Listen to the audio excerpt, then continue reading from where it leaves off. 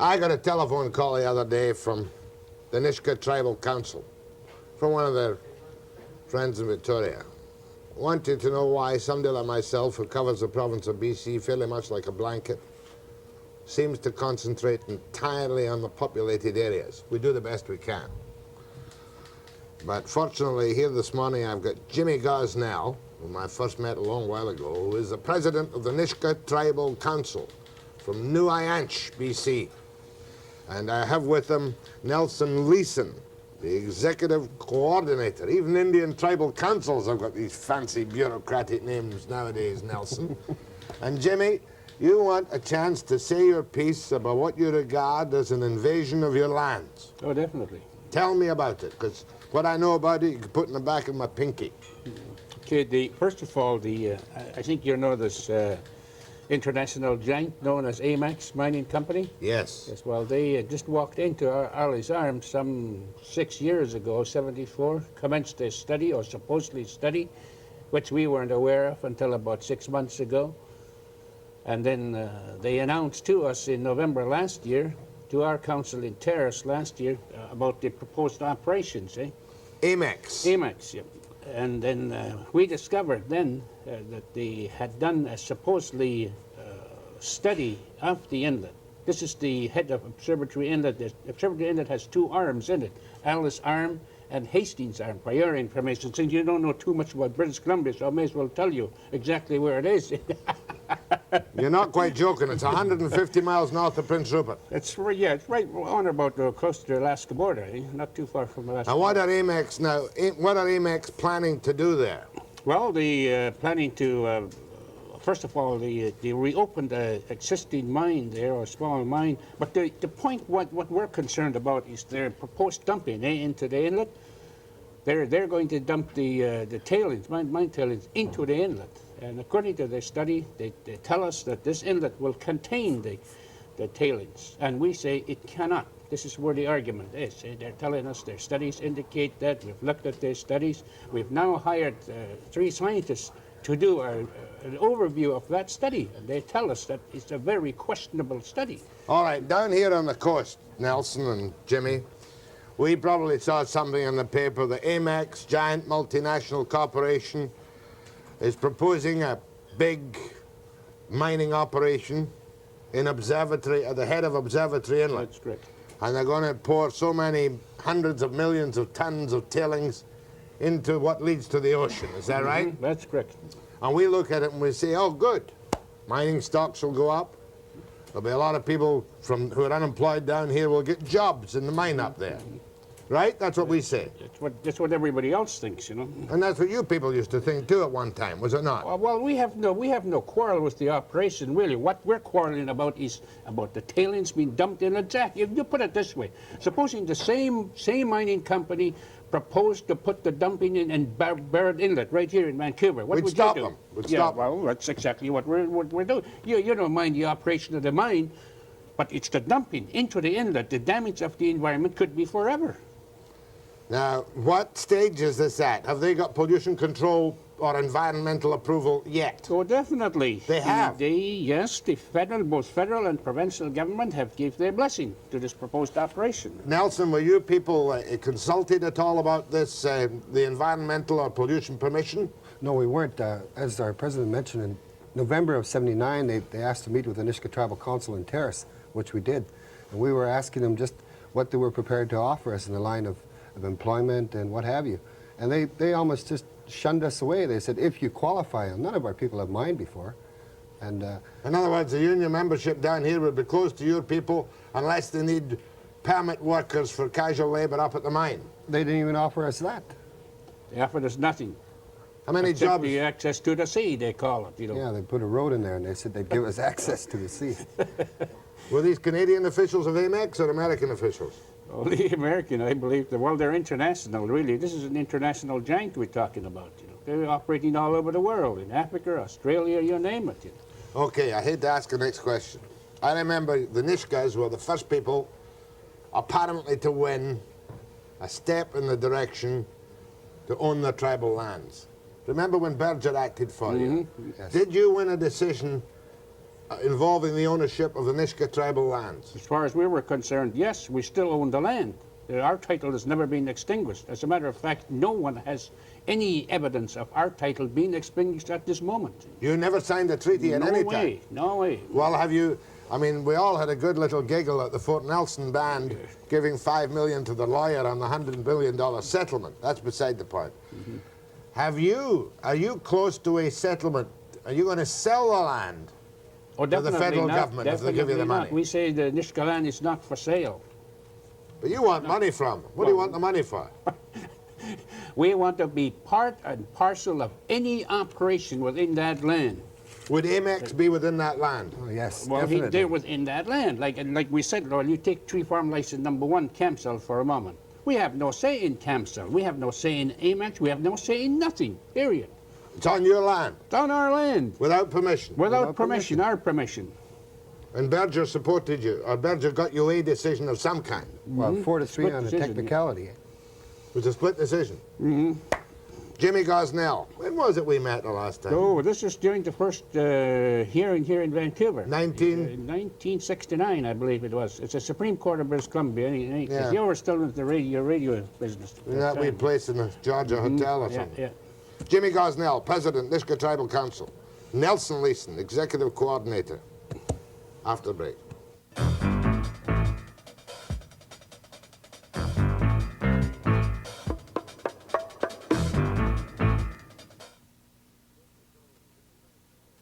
Just to show Jimmy Gosnell and Nelson Leeson I'm not entirely stupid, during the break I did a sketch of Alice Am. Will you look at the monitor? Where's the monitor?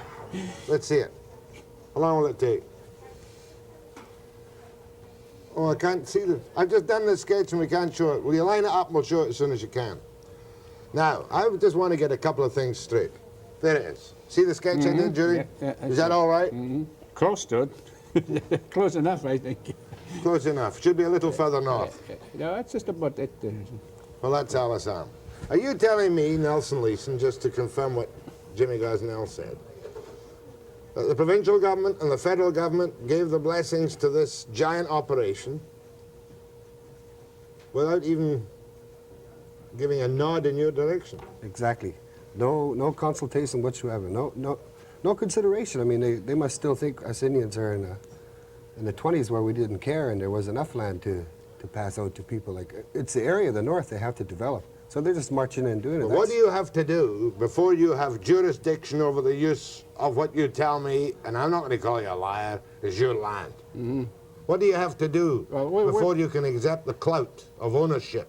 Well, we're pushing a settlement, as you know. Well, this settlement is a wide thing. It'll take me days and days, really, to come to answer your question. But putting it very simply, you would want royalties or franchises or part of the proceeds or some of the control. Well, everything. Everything. You're prepared to allow development, but you want a share of the pie. Oh, definitely, yes. If you look at our declaration, the key word in the declaration is sharing of the resources, not only of the people of British Columbia, but all of Canada, as we said. So in a way, we don't think we're unrealistic in what we're saying. We're not saying we're not kicking anybody out. We're not against any development in any way, shape, or form. But as of this moment, Jack, we have absolutely nothing, no say, no nothing in the area. If I've known you long enough to put this to you. Has the non-Indian not given you some considerable support over the years to which we're entitled to a wee bit back? I think putting that nicely. Lately the non-Indian, through the trade unions in the Northwest Conference, I believe it was, gave us their support. That was the first major support that we got towards our aim of settlement of the land. Jimmy, not talking about Nisga's, but among the non-Indian in this country, and he's been here a few weeks now, he thinks to himself when he's had a few beers in the pub, and I'm talking about non-Indians, name of goodness, have we got to buy back the country? Is that a selfish, stupid thought of I a don't white think. man? I don't think the new. I was under the impression that you're talking about labor union. No, no. These people that you're talking about, I don't think an Indian exists in Canada, in their minds. Maybe you're right. I am right. Maybe you're right. What was I going to ask you? Oh, I was going to take a couple of calls if there was one on the topic. From Prince George. That's not quite the Nisga'a country, but it's Close getting up to it. that way. Go ahead, please. I'm not even a carrier. I'm a hider. Oh, great. Ida, Yes, from the Queen Charlotte Islands, from Masset. right? But didn't Jack just say we're going to buy back the country? No, what I'm saying is that the guy in the pub, the man in the pub says, why should we buy back the country? Oh, well, if they don't want to buy back the country, then they should leave. And I don't think they're going to buy back the country because they didn't buy it in the first place. What are they going to buy back to begin with? I should never have raised the subject. It's into too delicate an area. That's right. Anyway, you're with the boys on, my guests on this topic. Yes, I know Nelson Leeson. I don't know Jimmy Gosnell, but I know Nelson. Oh, Nelson's just a young fella. Yes, he is. How old are you, Nelson? I'm just 31. a girl. 31. How old are you, Jimmy? 39. If you don't tell me the truth about that, what else can I believe, eh? Anyway, you're younger than I am. Okay, just to sum up your problem, are you planning any instant action, or are you just going to go the long, tortuous route of nagging and negotiation? Well, so far, Jack, our tribe has kept pretty well within the law, as you know. But as Very. you know what the younger generation of people are today, regardless of what color their skin is. They don't give a hoot of what's going on. Sooner or later, they're going to take things in their own hands. This is what my don't big say that, worry about. Jimmy. It's Don't going all say that. over the world. That they don't kid yourself. This is my big worry. As far as we're concerned, we will attempt to stay within the law, the bounds of the law. At the moment, we're asking that there be public inquiry into this whole Amex dumping of the tailings into the inlet. That's what we're asking. Who are you asking, Bennett? We're asking the both provincial government and the federal government that there be a public inquiry. Nothing less is what we're asking for. Now, that's not asking for the moon. Is In other words, it goes in two steps. One, a public inquiry to ensure that the tailings are properly and safely disposed of. And what kind of quantity of tailings are we talking about? 100 million metric tons. It's a mile long, a mile wide, and a mile high after 25 years. Now, you figure that out. And they tell us that's going to stay in the inlet. And we say it's going to escape the inlet. Sooner or later, it'll destroy not only Nisga'a traditional fishing, but commercial fishing in Area 3. Area 3, for your information, is top end of the coast in commercial fishing-wise. One of the things is that it's really an environmental issue too. Yeah, I know, I get that. We're worried about. But let me give the second stage, Nelson. One is the public hearing, to make sure the tailings are properly disposed of and not merely automatic permits given. The second, of course, is allied with your negotiations as to your share of the dibs, right? Two things. Next step is what then? To hear from Bennett and, what's the name of the guy in So Ottawa? far, they have refused us a public hearing. We're still pushing for a public hearing. Any calls? You see? Talk about the telephone company and the phones go crazy. Mind you, there aren't that many Nisga's within easy They don't range know. of... They don't know what's. They don't know the problem. Go ahead, please. Go ahead, please. Yeah, Mr. Webster? Yes. Yeah, these two gentlemen that they have on the show, I figure if they don't have they should be allowed to have the say in the whole mining progress, or the mine should not be allowed to go Fair ahead. enough. He's with you all the way. Look, I'm grateful to you for coming down. I've done my best to explain your point of view, and perhaps I even understand it myself a little better. Who's your negotiator now with the federal government on the land claims? Bob Yun. Bob? Bob Yun. How do you spell it? Yun. Y-U-N. Y-O-U-N. Is he a UNG. He's a recently appointed man. lawyer? Yes. Lawyer from where? Edmonton? Calgary? Calgary. He's based in Calgary. He did some work with the Alberta Association. You won't like this question, Jimmy. It'll give me a laugh. Is he on a fee basis or a percentage?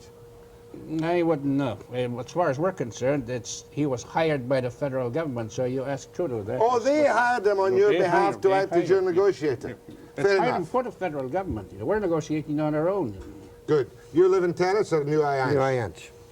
UINs. How's the housing in New Ianch? You've always been a pretty sophisticated band, but are you happy with the housing you have in New No, Ions? by all means not. As a matter of fact, I think our band council is going to ask the Department of Health to do a survey, the National Health, of course, to do a survey to see how many houses in UINs meets the Canadian standard. That's what we're going to do. How many do you think meet the Canadian standards?